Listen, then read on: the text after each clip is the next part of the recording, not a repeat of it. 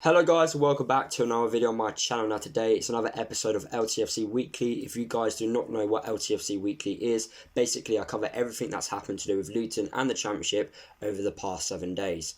But before I get into the video guys, can we drop a like on this video? Comment down below your thoughts about this week. You know, we've played Barnsley, we've also played Huddersfield away. So let me know your thoughts about those two games. And also I'll be asking you guys regular questions throughout this video. So let me know your thoughts about those questions. And also if you are new to the channel, make sure you subscribe. So let's get on with the video. So we're going to start off with Monday like we always do. It came out on Monday from Gary Sweet, our director at the football club. He said that whatever happens to Luton, so if Luton get relegated or stay up, Luton will not go into administration, which is perfect news, and perfect news to start a brand new week. In fact, a lot of supporters, including myself, were very worried on Luton's financial situation, because if we was to go down, we would lose a lot of money. So it's good to see that even if we do go down to League One, that we will not go into administration, and there will be a lot more other football clubs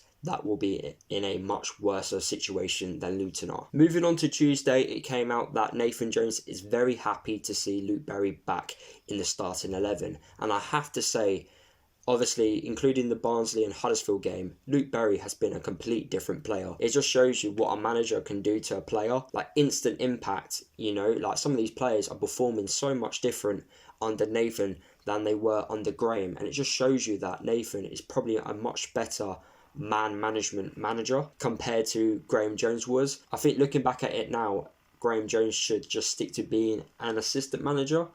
I don't think he has those qualities of becoming a top manager basically. But you never know what can happen in the future. Maybe he will improve on certain things. But it's definitely come across since the departure of Graham Jones that the players have just got so much more belief in them, and they just become much better players. Let me know down below, do you think Luke Berry has improved since the return of Nathan Jones?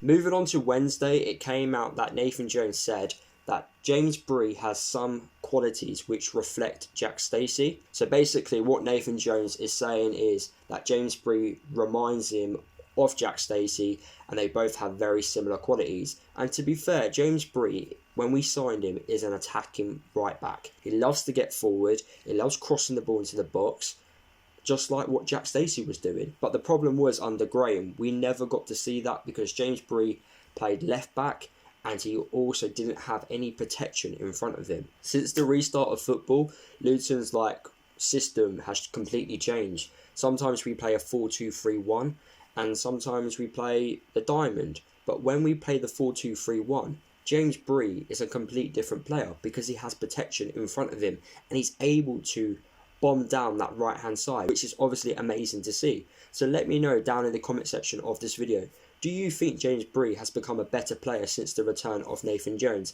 And do you think we should sign him?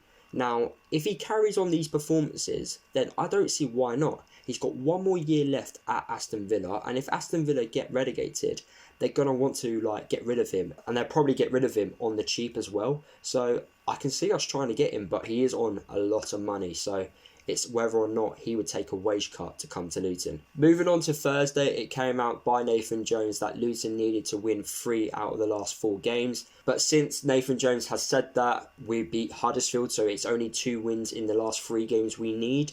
That is doable. I do reckon we can beat Hull. It's just which team can we beat, QPR or Blackburn? QPR are not on good form at the moment, and I think by the time we play Blackburn, they will not be anywhere near the playoffs. So it's going to be interesting to see, but we need to make sure we win our home games.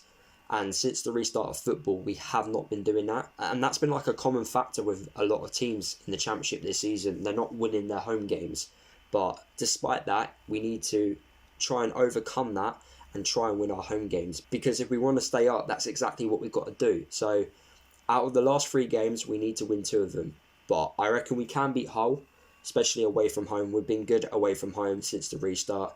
But it's between Blackburn or QPR. So let me know down in the comments, who do you think we can beat in the last 3 games? Some more information that came out on Thursday. Izzy Brown has gone back to Chelsea for treatment. He picked up a injury like in one of the games, and that's been Izzy Brown's story so far for Luton. Injuries. Honestly, Izzy Brown is a top player, but the problem is though he needs to sort out these injuries. If he sorts out the injuries, he'll be a top Championship player. He's got the quality, and he proved it while playing for Luton. But the injuries let him down basically, and if he sort out the injuries, then he'd be a top player. Let me know down below, do you think Izzy Brown could be a top Championship player if he sorted out those injuries? And the last bit of information that came out on Thursday, Nathan Jones actually wanted to keep Bolton at the club, but Manchester City and himself wanted to go back, which I find quite strange if I'm honest, because I can't see him starting for Man City. Maybe Man City want to play him in a few more games, I'm not too sure, but I don't understand the logic in that, because he would play more game time with us. Maybe Pep Guardiola wants him training with some better quality players. I'm not too sure, but let me know your thoughts about Bolton. Would you have liked us to keep him? I personally don't mind because I didn't see him as an impact player. So let me know down below. Did you want to see Bolton stay until the end of the season? Moving on to Friday now. Nathan Jones came out and said that Moncur still remains an important player for Luton. Now, I just want to say, since the restart of football, we have not seen Moncur at all. And Nathan said something which was quite important about Moncur. He said, when we're chasing a game, we would then bring on Moncur. And since the restart of football, we haven't really been chasing the game. Apart from the Reading game, which was pretty much over at half time, we haven't been chasing a game of football. So Moncur hasn't really been needed, but in these next 3 games, we could be chasing the game. So we may see Moncur start or come on as an impact sub during these next 3 games. So it'd be interesting to see what happens with George Moncur. But I completely agree with Nathan. He is an impact player, and he is that sort of player that needs to come on if we are chasing the game. So let me know, would you like to see George Moncur start more games for Luton? And the last bit of information that came out on Friday, Luton beat Huddersfield 2-0 away from home. If you guys want to see my match reaction from that game, obviously I will leave a link down below.